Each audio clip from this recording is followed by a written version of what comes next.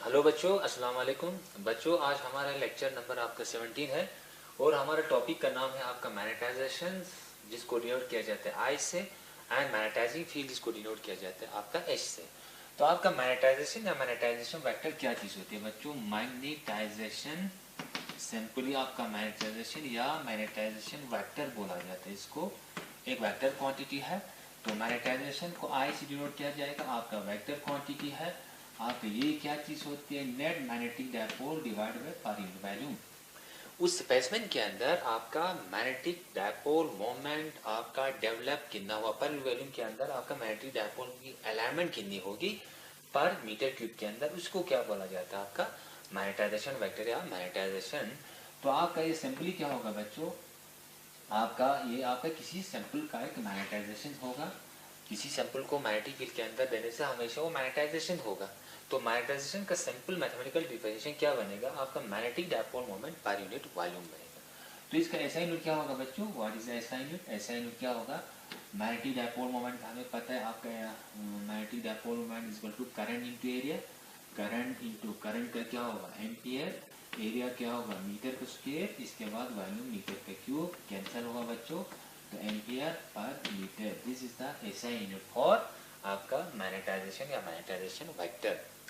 तो मैग्नेटाइजेशन को आपका एनसीईआरटी की बुक में आपका एम से भी डिनोट किया जाता है बच्चों।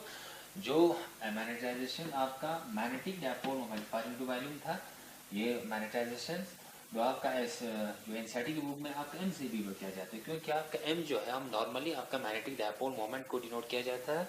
तो यहाँ पे क्या होगा? आई से डिनोट किया हमने मैग्नेटाइजेशन को। तो यहाँ पे मैग्नेटिक फील्ड में मैग्नेटाइजेशन होगा, तो इलेक्ट्रिक फील्ड में आपका पोलराइजेशन था बच्चों। पोलराइजेशन क्या था? Magnetic dipole moment, electric dipole moment per unit volume था। ये देखो बच्चों, I is the magnetization, P is the polarization. Magnetization आपका मैग्नेटिक फील्ड के उस चैप्टर में होगा, मैग्नेटिज्म में। आपका पोलराइजेशन क्या होगा? आपका किस चैप्टर में होगा बच्चों? आपका इलेक्ट्रिक फील्ड वाले आपका कैपेसिटेंस में। तो इसका हम डेफिनेशन ऐसे भी लिख सकते हैं बच्चों। यहाँ पे एक बार मेरिट है, ऐसे भी एक बार मेरिट है जिसका strength of the pole m है। What is m? m is the strength of the pole. यहाँ से यहाँ है 2l, 2l is the length of this pole. अब इस बार में का कोई एरिया ऑफ क्रॉस सेक्शन होगा a मैंने क्या लिया? एक बार में जिसका strength of the pole m है m। What is 12? 12 is the length of this pole. What is A? Area is the cross section of this bar magnet. तो क्या होगा? इसका मैग्नेटाइजेशन का डिफिनेशन कैसे लिखेंगे बच्चों? मैग्नेटिक डायपोल पर वॉल्यूम। तो आपका इलेक्ट्रिक डायपोल मोमेंट क्या था? Electric dipole moment into Q into 2l था। आपका इस बेस पे हम मैग्नेटिक डायपोल मोमेंट लिखेंगे बच्चों। क्यू के बदले क्या आएगा? m इंटू 2l आएगा, डिवाइड बाय क्या आएगा? Divide by volume. वॉल्यूम क्या होगा बच्चों? 2l लेंथ इंटू एरिया होगा। 12 कैंसिल हुआ बच्चों, इसका मतलब है मैग्नेटाइजेशन इज इक्वल टू आपका small m upon a। What is small m? Small m is the pole strength per unit area. इसको बोला जाता है बच्चों pole strength per unit area. इसको क्या बोला जाता है? आपका मैग्नेटाइजेशन। तो मैग्नेटाइजेशन क्या होगा बच्चों? आपका आई से जोड़ किया मैग्नेटाइजेशन या मैग्नेटाइजेशन वेक्टर। तो मैग्नेटाइजेशन कब होगा बच्चों? जब किसी मैग्नेटिक मटेरियल को नॉन मैग्नेटिक मटेरियल नहीं, मैग्नेटिक मटेरियल को जो मैग्नेटाइज हो सकता है, जो इस मैग्नेटिक फील्ड के अंदर रहने से हमेशा वो मैग्नेटाइज होगा, तो उस वाले चीज में हमेशा मैग्नेटाइजेशन होगा। मैग्नेटाइजेशन हमेशा स्पेसिमेन के ऊपर डिपेंड होगा। आपका आई जो है वो आपका नेचर ऑफ मटेरियल पे डिपेंड होगा बच्चों, कि मटेरियल आपका मैग्नेटाइज होगा या नहीं होगा। ये चीजें आपका याद रखने बच्चों। इसके बाद हम यहाँ पे छोटे छोटे आप टर्म लिखेंगे बच्चों। यहाँ पे एक मैं एग्जाम्पल लिखता हूँ, एग्जाम्पल के तौर पे बच्चों। ये आपका क्या है? Magnetic field. ये क्या है बच्चों? यहाँ पे क्या लिया मैंने? एक सोलेनॉइड लिया। सोलेनॉइड के लिए यूज किया जाता है। सोलेनॉइड हमेशा किसी सॉफ्ट आयरन पीस को मैग्नेटाइज करने के लिए यूज किया जाता है। यहाँ पे क्या लिया मैंने? एक मटेरियल लिया, मैग्नेटिक मटेरियल लिया। तो क्या होगा? तो यहाँ से बाहर से क्या लिया मैंने? करंट दे दिया। करंट देने से क्या होगा? आपका मैग्नेटिक फील्ड बाहर जाएगा। What is I? I is the current जो इस सोलेनॉइड के अंदर आपका फ्लो हो रहा है। जितना करंट होगा उतना आपका मैग्नेटिक फील्ड बनेगा। जितना मैग्नेटिक फील्ड ज्यादा होगा उतना ये आपका ये मैग्नेटिक मटेरियल जो उतना मैग्नेटाइज होगा। तो आपका जो total magnetic field inside the specimen, उस स्पेसमेन क्या है आपका स्पेसमेन का जो आपका वन, जब हमने कहा जब एक मटेरियल को मैग्नेटिक फील्ड के अंदर रखा जाता है तो हमेशा वो मैग्नेटाइज हो जाता है। तो आपका एक्चुअल मैग्नेटिक फील्ड जो है, आपका actual magnetic field is inside this material is the sum of two magnetic field के ऊपर डिपेंड होगा। B net, what is B net? B net is the net magnetic field of this material, जो उस solenoid के अंदर देने से आपका नेट मैग्नेटिक फील्ड जो है उस मटेरियल के अंदर होगा, वो सम ऑफ दो मटेरियल मैग्नेटिक फील्ड होगा, B naught and B M. What is B naught? B naught is the external magnetic field, ये हुआ आपका external magnetic field. External magnetic field है बच्चों, what is B naught? B naught external magnetic field जो आपका current carrying solenoid के ऊपर depend होगा। What is B M? B M is the magnetic field due to magnetisation, magnetic field due to magnetisation.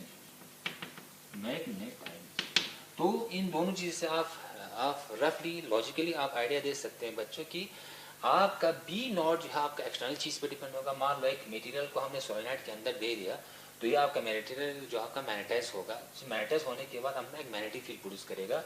वो magnetic field जो है आपका external magnetic field के ऊपर डिपेंड होगा जो आपका करंट कैरिंग सॉलिनॉइड दे रहा है। दूसरा जो है आपको उस मटेरियल के अंदर मैग्नेटिक फील्ड देने से अमनायक मैग्नेटिक फील्ड प्रोड्यूस होता है, अमनायक मैग्नेटिक डायपोल मोमेंट, जिसकी वजह से अमनायक मैग्नेटिक फील्ड प्रोड्यूस होगा।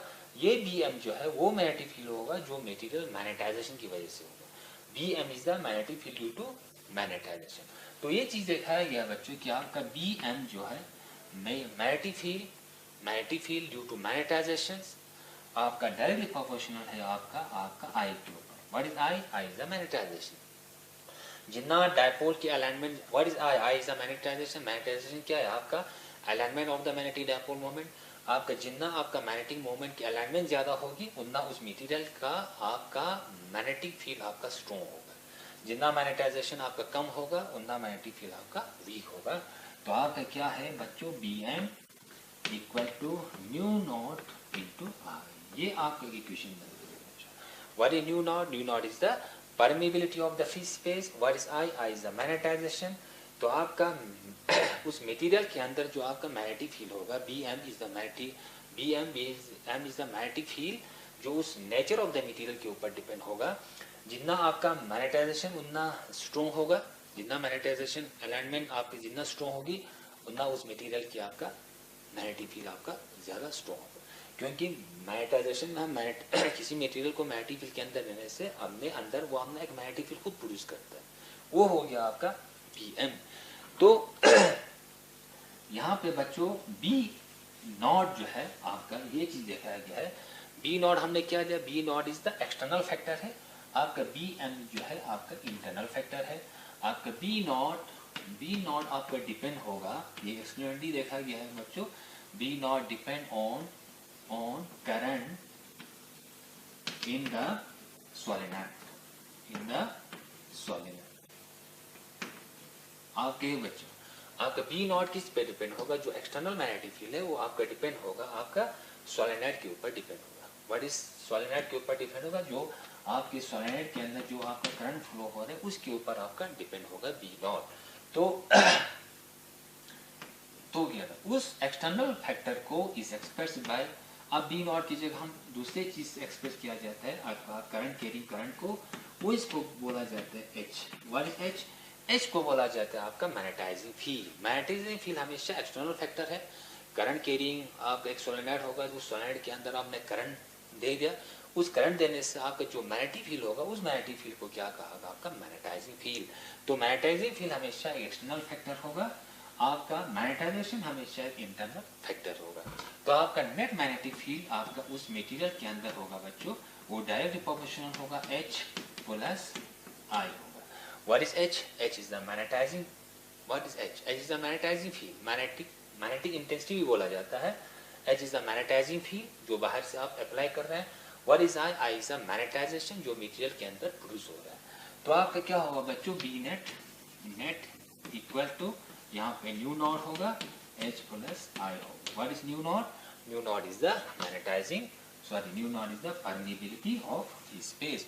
तो यहाँ से हम एच का वैल्यू दे देंगे बच्चों, what is B, B upon nu naught equal to H plus I. तो यहाँ पे क्या होगा एच का value B upon nu naught minus I equal to H. ये हो गया आपका मैग्नेटाइजिंग फील्ड का इक्वेशन। मैग्नेटाइजिंग फील्ड का इक्वेशन क्या है बच्चों, B, what is B, B is the आपका रिजल्टेंट मैग्नेटिक फील्ड या total magnetic field inside the core of the material divide by mu naught minus I, I is the magnetisation. अब H का एक ऐसा unit है, H एक another physical quantity बन गया बच्चों, जो आपका एक्सटर्नल फैक्टर पे डिपेंड होगा, जो करंट कैरिंग सोलेनोइड के ऊपर डिपेंड होगा। अब इस एच का ऐसा यूनिट क्या होगा बच्चों, ये हम यहाँ से निकालने की कोशिश करेंगे। आपका ये बच्चों आप लोगों ने बायोट सॉल्व में पढ़ा था, B D B is to mu naught divide by 4 pi I D L sine theta upon are.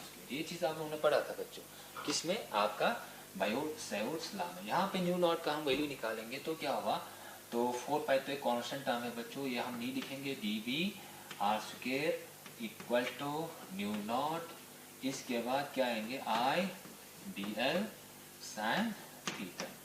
अब आप यहाँ से परमिबिलिटी का आप ऐसा यूनिट आप यहाँ से निकाल सकते हैं। व्हाट इज ऐसा unit for the permeability, permeability का ऐसा यूनिट क्या होगा बच्चों, डीबी का क्या होगा टेस्ला, आपका मीटर का स्क्वायर डिवाइड बाय आई का एम्पियर, यहाँ पे क्या होगा बच्चों डीएल का मीटर, साइन थीटा कुछ नहीं होगा न्यू नॉट, तो मीटर ये कैंसिल होगा बच्चों, तो टेस्ला आपका टेस्ला यहाँ पे आएगा, इसके बाद एम्पियर की रेज़्ड पावर -1 मीटर, ये हुआ आपका न्यू नॉट का क्या बच्चों ऐसा यूनिट। व्हाट इज ऐसा unit for the new not, permeability के ऐसा यूनिट क्या है बच्चों, टेस्ला पर एम्पियर आपका मीटर, टेस्ला पर एम्पियर इसके बाद मीटर। तो हम यहाँ से निकालने की कोशिश करेंगे इसको यहाँ पुट करके, what is the SI unit for magnetising field.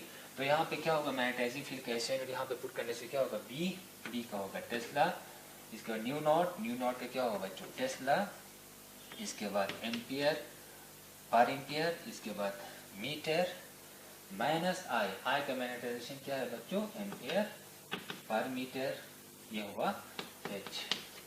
तो यहाँ से क्या आएंगे टेस्ला टेंसा कैंसल हुआ, एम्पियर ऊपर जाएंगे तो आपका ये हो गया -1 minus ampere -1 equal to H. तो ऐसा यूनिट फॉर एच क्या हुआ एम्पियर पर मीटर, तो SI unit for H equal to ampere per metre equal to H.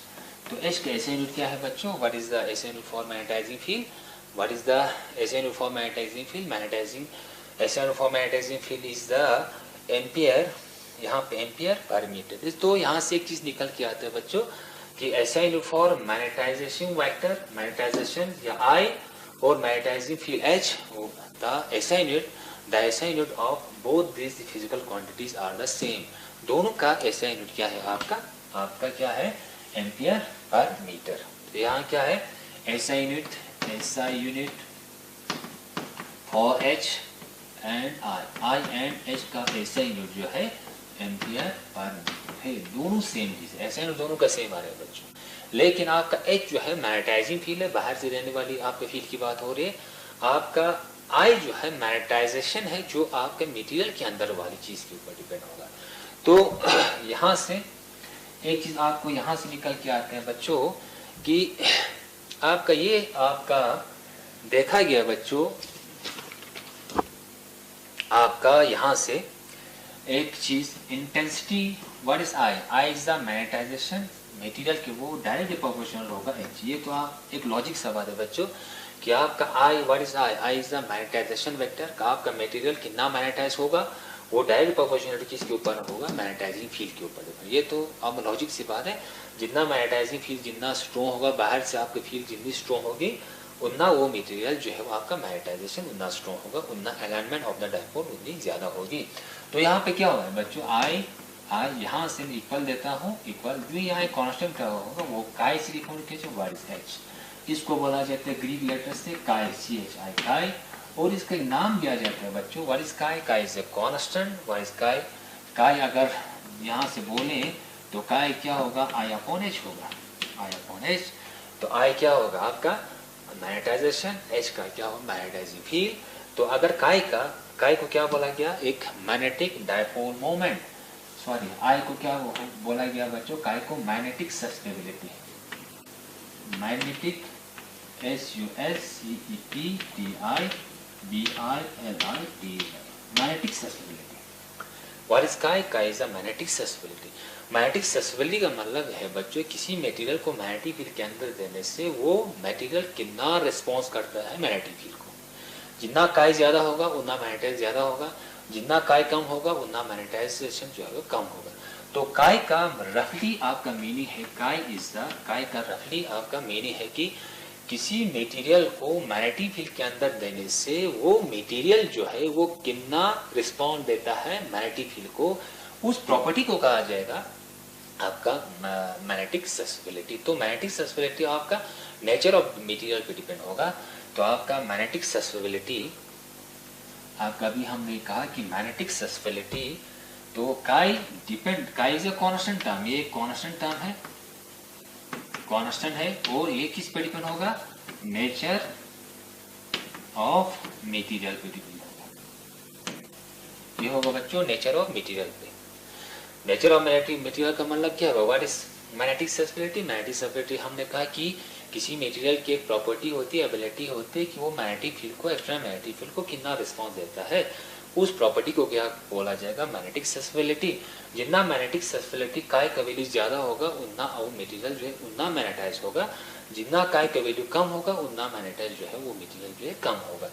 तो what is the SI unit for magnetic susceptibility. Magnetic susceptibility का SI unit क्या होगा बच्चों, यहाँ पे chi equal to I upon H। तो I का क्या है, एम्पियर पर मीटर, और H का क्या है, एम्पियर पर मीटर। तो क्या हुआ इसलिए कांस्टेंट टर्म।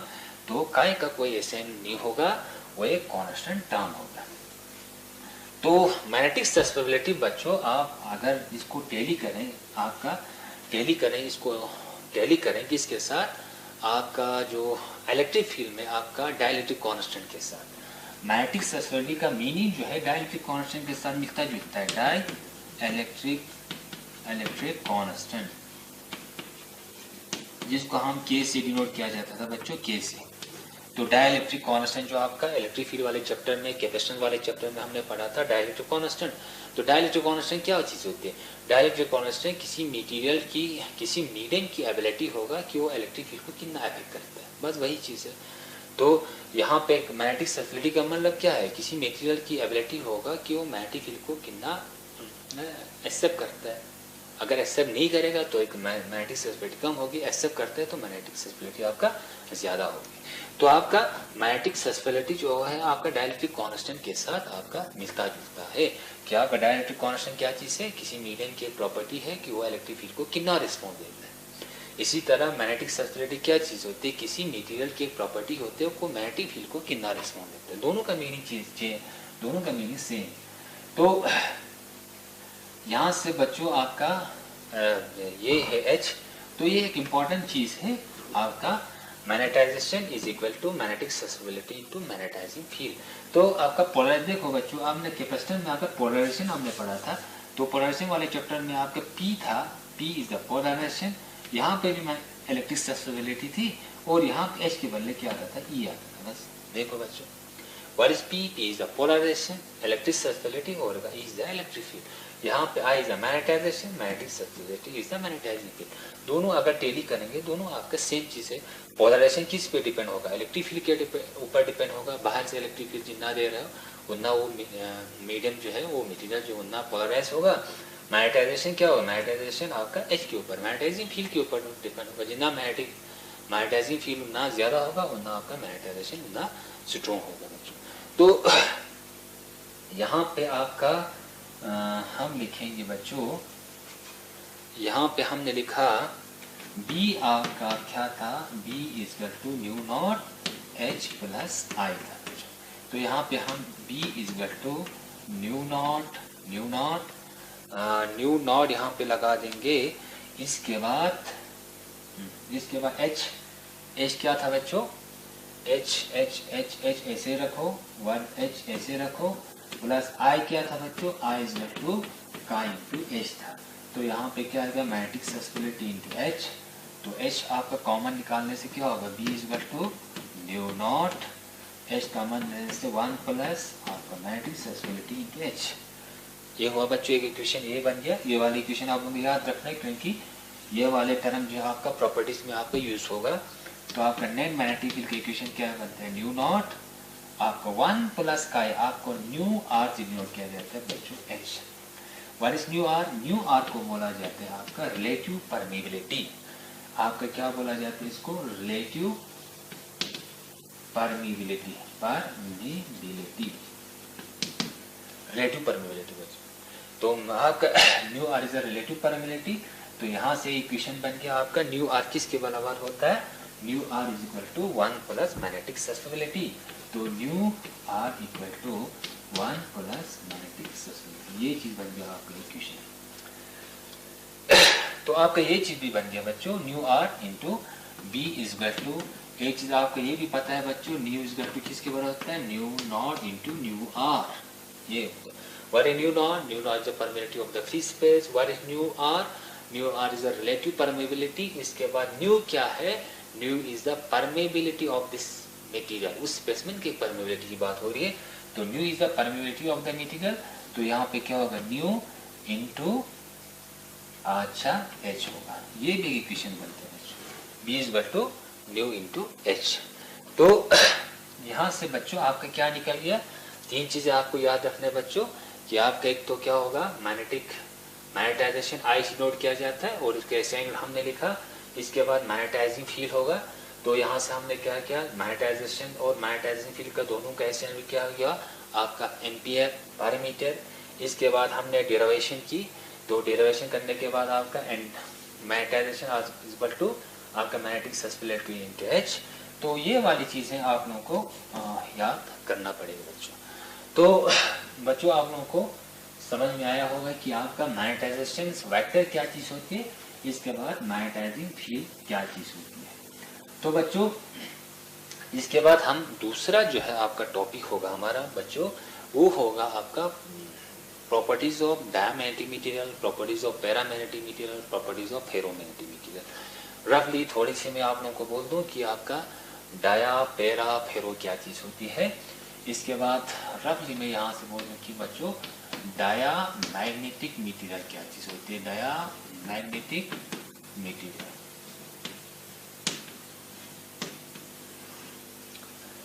हमने अभी कहा था बच्चों डायमैग्नेटिक मटेरियल में क्या होगा, नेट डायपोल मोमेंट हमेशा जीरो होगा। तो क्या होगा, यहाँ पे एक मैं डिफिनेशन लिखूं कि diamagnetic material are those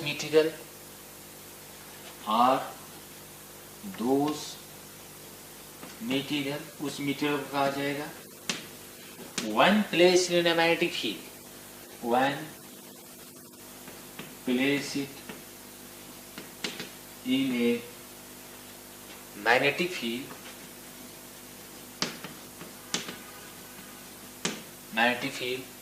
net dipole moment develop हो जाता है उसके अंदर, net dipole net magnetic moment develop, magnetic moment develop and it oppose the applied field,